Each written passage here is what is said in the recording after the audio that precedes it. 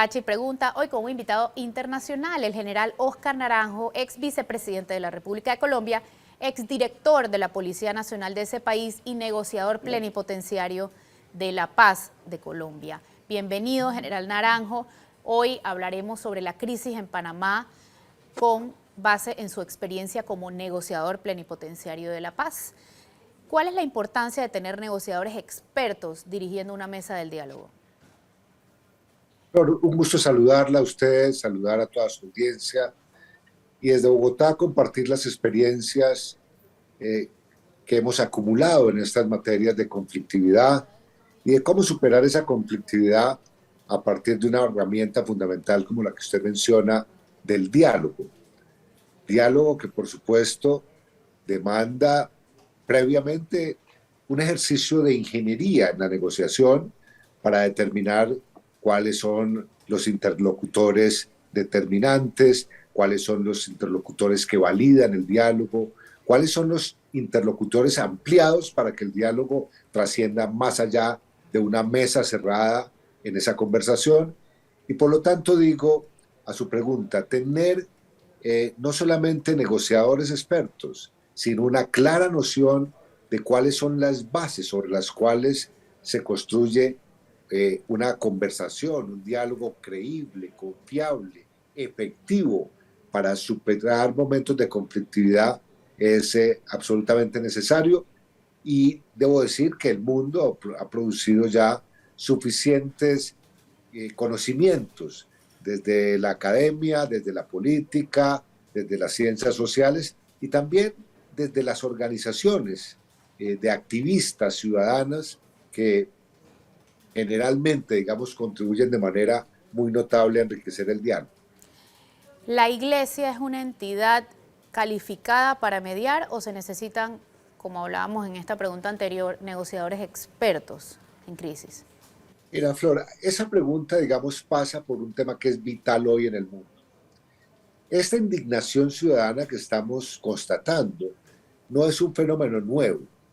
Yo recordaría, digamos, a los amigos en Panamá que la ciudadanía empezó a expresarse de manera indignada y simbólica ya hace un poco más de 11 años, cuando un ciudadano en Túnez, frente a un procedimiento policial de desalojo de un mercado público, ese ciudadano se inmola y a partir de ese hecho tan dramático, tan doloroso de un ciudadano protestando por un procedimiento policial, se da origen a lo que en su momento se llamaron las llamadas primaveras, es decir, movimientos sociales, ciudadanos de protesta pública en las calles que terminaron con algunos regímenes y permitieron, digamos, que esa protesta avanzara para instalar nuevos centros de poder y nuevas presidencias, nuevos dignatarios en el mundo. Eso que comenzó en Túnez hace más de 11 años, luego llegó a los países árabes, luego llegó a Grecia, llegó a Turquía, se instaló en Francia con los chalecos amarillos, transitó a España, pero también llegó a América con mucha fuerza. Llegó a Estados Unidos, habría que mencionar simplemente cómo en el evento de la muerte de George Floyd, en una noche vimos los ciudadanos en el mundo incendios en 20 grandes ciudades norteamericanas en protestas muy masivas y violentas, pero también se dieron en Chile, estuvieron en Bogotá con el paro nacional y ahora, digamos, están en Panamá. ¿Por qué menciono esto? Menciono esto porque estamos frente a una especie de inflexión de las democracias, donde hay una ciudadanía que quiere estar de regreso a las calles en una circunstancia muy particular. Esa ciudadanía está convencida, tiene evidencia, digamos, de que los estados, los gobiernos, las instituciones no responden efectivamente a sus demandas, que en algunos casos crecen las brechas de inequidad y eso se expresa, digamos, en la acumulación de poder político y económico de pequeños sectores y en el crecimiento de la pobreza de otros, de acceso a educación, de acceso a transporte masivo de calidad. Hay mil razones, digamos, para que los ciudadanos estén indignados. Pero además a eso hay que sumarle, Flor, el elemento central. La humanidad vivió una pandemia que todavía no superamos. y esa pandemia significó pérdida de poder adquisitivo, destrucción de empleos y generó rabias por el confinamiento. Superada esa situación, digo a la pregunta concreta si la Iglesia es un interlocutor válido en una negociación, que sí, porque hoy cualquier negociador necesita conexión emocional con los ciudadanos. Y en el caso latinoamericano, la Iglesia no solamente es un conector espiritual, religioso, sino que comporta, digamos, una conexión emocional con los ciudadanos. Digo que es necesario tener. Aparte de esta conexión emocional, ¿cuáles son las claves para una negociación efectiva? O vámonos más directo, ¿cuáles fueron los momentos más difíciles de la negociación por la paz en Colombia y cómo se resolvieron? Recuerdo que el punto 4 fue muy conflictivo, el de los puestos en el Senado, en el Congreso. ¿Cómo se resolvieron los puntos más delicados de esta negociación? Bueno, una negociación, digamos, empieza como cualquier construcción política alrededor de la creación de confianza. Generar confianza es probablemente el reto mayor en una mesa de negociación, porque generar confianza significa creer en la palabra del otro, significa asegurarlos el cumplimiento de los compromisos que se asumen, pero particularmente implica respeto por el otro. Yo diría que una negociación, una mesa de negociación para superar un conflicto, cualquiera que sea, demanda ante todo llegar allí asumiendo que mi interlocutor tiene una dignidad que hay que respetar. Uno no se sienta, digamos, a resolver en una mesa de negociación asuntos donde no haya diferencias. Realmente hay una especie de conversación adversarial, pero la conversación adversarial no puede ser permanente y necesita ser modificada por una conversación constructiva y cooperativa que surge de reconocer la dignidad del otro. ¿Qué pasa cuando no hay respeto de un lado hacia otro? En el caso de Panamá se ha perdido el liderazgo y por tanto también el respeto. Pues la verdad es que si no hay respeto, no hay ninguna posibilidad de ser creíble y efectiva en la mesa de conversación. El respeto hay que expresarlo de distintas maneras. Primero, en el reconocimiento mínimo desde la humildad que hay responsabilidad. Yo diría que a una mesa de negociación hay que llegar inspirado en lo que significa reconocer desde la humildad que el Estado, que los gobiernos, que las instituciones algo no han hecho bien y esa situación es la que tiene a esa ciudadanía indignada. Segundo, después de reconocer con humildad esa responsabilidad, hay que procurar que la verdad sea el norte de esa conversación, que no haya verdades a medias o encapsuladas o simplemente artificios mentirosos en una negociación. Tercero, que sobre la base de esa verdad uno pueda claramente construir con el otro la solución. La solidaridad en términos políticos, que significa generar empatía con el otro, es un elemento clave y eso comienza por el respeto y por el reconocimiento de la dignidad del interlocutor. Suele suceder, digamos, en estos conflictos donde hay manifestaciones, protesta ciudadana, muchas veces, digamos, exacerbada y violenta, que hay una cierta prevención por quienes han ejercido esa violencia y en muchos casos eso se traduce en esta estigmatización del otro, simplemente calificando lo de violento o vandálico. Eso puede ser cierto, que hayan incurrido en vandalismo o que hayan sido muy violentos, pero si se trata de superar la situación, hay que sentarse en la mesa con dignidad y con respeto por el otro. Vamos a un cambio, general Naranjo, ya volvemos. Esto es Flor Mirachi Pregunta, hoy con el general colombiano Óscar Naranjo. No se vayan.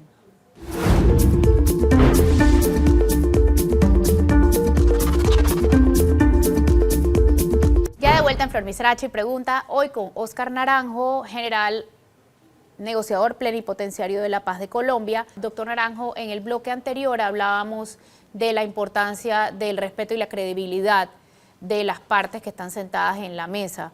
¿Cómo puede un gobierno ganar confianza en una mesa? ¿De qué forma se gana confianza tomando en cuenta que se anuncian medidas de austeridad que en vez de calmar a la ciudadanía la indignan más y siguen protestando a pesar de un anuncio de 10 medidas de austeridad? Sí, uno diría, Flor, que la protesta de los ciudadanos masiva en las calles, como se está dando en buena parte de las naciones del mundo, tiene un elemento, es un común denominador, y es que la ciudadanía llega a sentirse excluida de los sistemas, de los circuitos políticos, excluida del circuito económico, excluida de los circuitos de educación, excluida de los circuitos de acceso a una calidad de vida mejor, pero principalmente excluidos en relación con su participación ciudadana para orientar los destinos de una sociedad. Y por lo tanto, digamos, hay que llegar a la mesa sobre la convicción de que se trata de ser incluyentes, inclusivos, de tal manera que las decisiones que se tomen sean unas decisiones que los ciudadanos puedan auditar, puedan escrutar, Bueno, puedan verificar. usted hablaba justamente de artificios mentirosos o verdades a medias. Sí, realmente eh, suele pasar, digamos que los gobiernos y funcionarios de los gobiernos, tratando de ganar confianza, eh, arman una serie de argumentos. Argumentos que si no son ciertos, si no son válidos, si no están afincados en la verdad, lo que hacen es destruir aún más la confianza y producir más distancia con los ciudadanos. Y por lo tanto, uno diría que lo principal es escuchar a los ciudadanos para ver cuáles son las recomendaciones, cuáles son sus exigencias, si se quiere, y cuáles son los caminos que ellos ven para superar los momentos de críticos en un conflicto. Pero ¿qué Y pasa cuando cada grupo, cuando hay muchos grupos protestando y cada uno está pidiendo algo diferente? pues, Flor, francamente creo que es inevitable que frente a una indignación ciudadana muy masiva se armen distintos foros de discusión.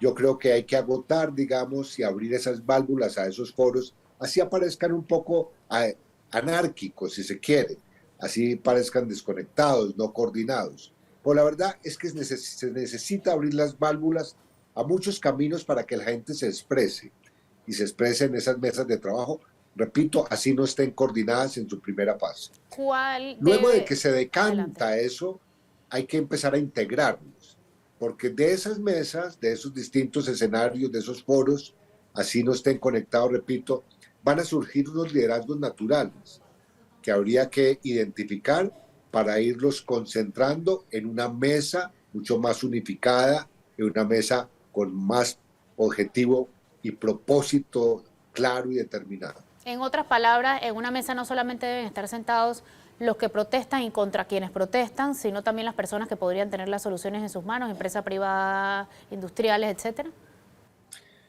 Yo diría que cuando los ciudadanos, como está sucediendo en Panamá, como sucedió en Colombia, como sucedió en Chile, salen a las calles, este es un problema no solamente de autoridades y los protestantes. Este es un problema que incluye al conjunto de la sociedad y por lo tanto las voces del sector privado, de la iglesia, de los intelectuales, de los ámbitos culturales, de los cívicos, de los activistas defensores de derechos humanos, de los trabajadores, de los sindicatos, tienen eh, que ser considerados y tenidos en cuenta. Y eso significa ir, digamos, de una discusión que parece muy disfuncional y amplia a una discusión que tiene que ser más estructurada, con voceros realmente representativos de esos sectores. General, ¿cuál es el peligro de descalificar una protesta diciendo que hay mano negra detrás?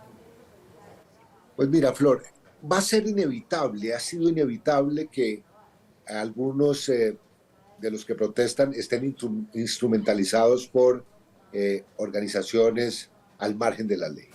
Eso es un hecho, pero eso no significa que sobre esa instrumentalización de unos pocos se pueda generalizar y estigmatizar al conjunto de los que protestan como si hicieran parte de una conspiración inspirada en la mano negra. Realmente yo creo que es un error tratar de graduar a los ciudadanos que protestan eh, como si ellos protestaran porque obedecen a una agenda de una organización criminal. No, los ciudadanos, la inmensa mayoría de ellos, protesta porque siente que algo no se está haciendo bien desde el Estado, desde los gobiernos, de las instituciones, y que especialmente, voy a decirlo aquí, eh, cuando revisamos por qué estas protestas han sido tan radicales, en algunos casos tan violentas, tan beligerantes, también aparece un común denominador de esos ciudadanos. Hoy los ciudadanos están estimando que se están quedando sin futuro. ¿Por qué se están quedando sin futuro?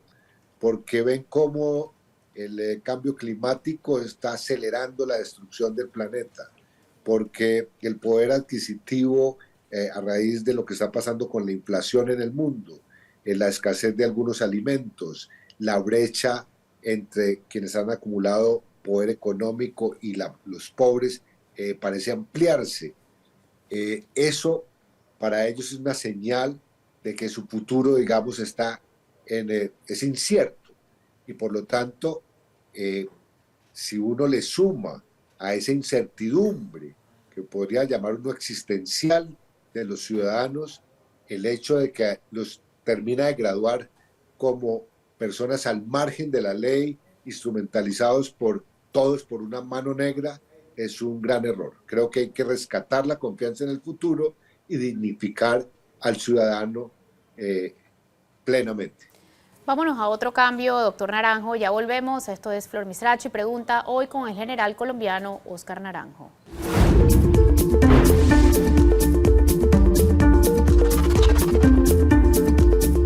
Ya de vuelta en Flor Misrachi Pregunta, hoy con el general colombiano Óscar Naranjo. General, durante las negociaciones debe ser una precondición del gobierno abrir las calles, ¿o es entendible que solo habiendo cerrado lograron sentarlos, se mantenga la medida mientras se llegue a los acuerdos esperados? Mira, hay derechos fundamentales que hay que preservar y hay derechos fundamentales sobre los cuales es rápidamente necesario llegar a acuerdos. Y ese enfoque es un enfoque típicamente humanitario y por el otro lado de cumplimiento de la ley. Y por lo tanto asegurar la movilidad parece, digamos, una situación prioritaria sobre la cual cualquier negociador tiene que darle prelación porque se trata de garantizar un derecho fundamental, porque de lo contrario, lo que suele suceder es que los protestantes también pierden apoyo popular porque empiezan a afectar a la mayoría de los ciudadanos que son víctimas de esos cierres. Hablando, general, de dónde se marca la línea entre el derecho a la protesta y el derecho a la libre circulación y movimiento, ¿qué debe pasar? ¿Cuándo se justifica, y usted se lo pregunto como exdirector de la Policía de Colombia, cuándo se justifica reprimir una protesta para abrir las calles y cómo se garantiza que a los policías no se les vaya la mano en ese proceso? Sí, yo creo que hay una terminología que es importante precisar. Realmente las autoridades no están para reprimir los manifestantes, están para asegurar el control y evitar la violencia, y están para asegurar derechos fundamentales de los ciudadanos. Y por lo tanto, un cuerpo de policía profesional debe entender que debe respetar la protesta pacífica, pero como una parte, digamos, o una cara de esa misma moneda, tiene que asegurar derechos a la libre movilización de las personas. Pero hay una gran diferencia entre controlar y reprimir. Y ahí es donde las autoridades de policía especialmente tienen el gran reto y desafío de usar la fuerza legítima del Estado sin llegar a agresiones que impliquen demostraciones de brutalidad policial en el ejercicio de la aplicación de la fuerza. ¿Qué debe hacer un gobierno, general Naranjo, cuando en la mesa la contraparte le ofrece platos de comida elaborados con productos de precio regulado que ellos no suelen comer en su día a día? Mira, en una negociación, en una mesa de negociación, no solamente el contenido del diálogo en la negociación, sino las formas alrededor de la negociación tienen que ser realmente muy cuidadosas y uno diría impecables. Y por lo tanto, este tipo de formas, pues hay que tenerlas en cuenta porque pueden resultar, según el interlocutor que uno tenga al frente, o descomedidas o agresivas, y por lo tanto hay que conocer muy bien la idiosincrasia, la cultura y especialmente los rituales alrededor de la negociación. Usted fue vicepresidente de la República de Colombia con Juan Manuel Santos. ¿Qué papel debe jugar un vicepresidente en este tipo de crisis? Bueno, cada gobierno, digamos, le otorga roles al vicepresidente, le otorga misiones. En mi caso, eh, yo fui responsable para temas de posconflicto y particularmente para atender temas de conflictividad social en el territorio.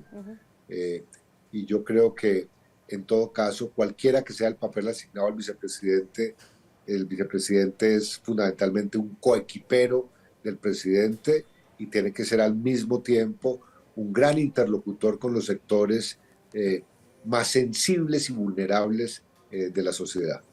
¿Cómo afecta que un vicepresidente tenga aspiraciones presidenciales abiertas, aspiraciones políticas públicas? Pues la verdad, yo creo que la obligación primigenia de un funcionario público es estar concentrado al 100% en la tarea, en la responsabilidad que le ha sido asignada. No sabría yo en el caso de Panamá cuál puede ser, digamos, la implicación de que haya una pretensión política, aspiracional, electoral de los funcionarios cercanos al presidente, pero mientras uno es funcionario público, el 100% de su capacidad, en mi opinión, tiene que estar consagrado al cumplimiento de sus deberes, de sus obligaciones y de responsabilidades en el cargo. Y por último, general Naranjo, ¿cuánto es el tiempo prudente para mantener viva una negociación y que no se diluya o se pierda el objetivo? Yo diría que el tiempo está marcado por las decisiones y acuerdos y compromisos que se pacten. Los tiempos no pueden ser, digamos, tiempos fatales. Los tiempos son el resultado de la velocidad con que uno está llegando a los acuerdos y por lo tanto lo que uno debería entender es que una mesa de negociación para superar un conflicto no debe levantarse de la mesa hasta que haya una solución y un pacto que permita superar esa conflictividad. Perfecto, general, muchísimas gracias por acompañarnos hoy. Muy valiosos como siempre sus aportes y a ustedes también gracias por acompañarnos. Esto fue Flor Misrachi Pregunta, hoy con el general colombiano Óscar Naranjo. Que tengan excelente día.